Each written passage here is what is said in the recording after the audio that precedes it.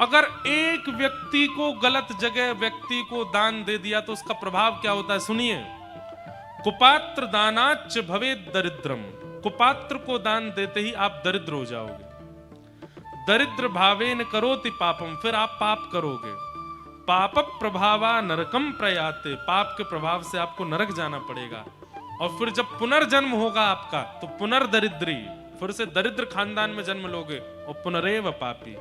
इसलिए दान बहुत सोच समझ के करना चाहिए।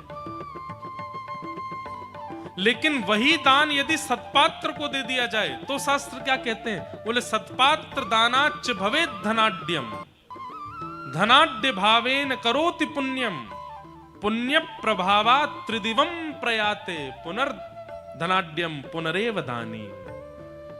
एक अगर श्रेष्ठ को दान दे दिया तो क्या होगा, भवेद धनाढ्यम, धनाढ्य हो जाओगे। अच्छा, धनाढ्य का मतलब क्या होता है पता है? एक होता है धनवान और एक होता है धनाढ्य। आप कहोगे ये तो पर्यायवाची है, नहीं। धनवान का मतलब होता है जिसके पास धन है, बहुत धन है।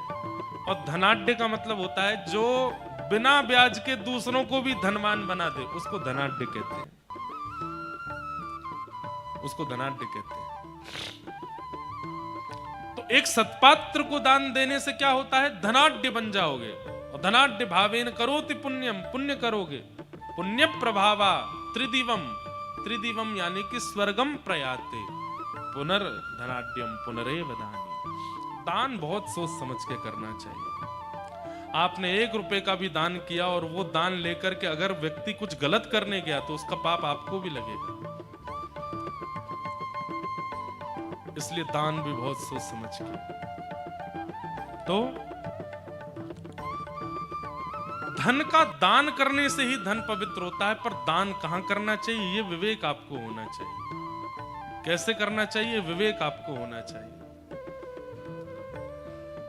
ये 5 स्थान हैं कलयुग के, द्यूतम जुआ, पानम मद्यपान और भक्ष सेवन। उसमें मांस भी आता है, उसमें और भी तामसी पदार्थ भी आते हैं। द्यूतम पानम, पर स्त्री पर पुरुष संग, बेवजह की बात पर हिंसा। और बेवजह की बात मतलब वजह की बात पर भी हिंसा तो नहीं होनी चाहिए, उसका कोई और रूप निकालना चाहिए। और 5वां स्थान है बिना मेहनत के कमाया गया धन। इन 5 में कलयुग निवास करता है। राजा परीक्षित 5 स्थान देने के बाद लौट करके गए अपने तहखाने में, जाकर के सुंदर जरासंध का मुकुट था, केवल देखने के लिए कि ये मुकुट मुझ पर कैसा लगेगा। जैसे ही मस्तक पर धारण किया, जरासंध ने उस मुकुट को अनीति से कमाया था। अनीति से कमाए गए धन को जैसे ही मस्तिष्क पर धारण किया, राजा परीक्षित की मति भ्रमित हो गई। आखेट को वन में गए और वन में एक ऋषि के आश्रम, शमीक ऋषि के आश्रम पर जाकर के शमीक ऋषि से जल की याचना की। लेकिन ऋषि त्रातक समाधि में बैठे थे, जिसके कारण बाहर की व्यवस्था अवस्था पता नहीं चलती। यहां एक छत्र सम्राट ने जब जल मांगा तो त्रातक समाधि में होने के कारण उन्होंने अनसुना कर दिया। लेकिन राजा को क्या लगा, मेरा अपमान कर रहे हैं, मैं जल मांग रहा हूं, मुझे दे नहीं रहे।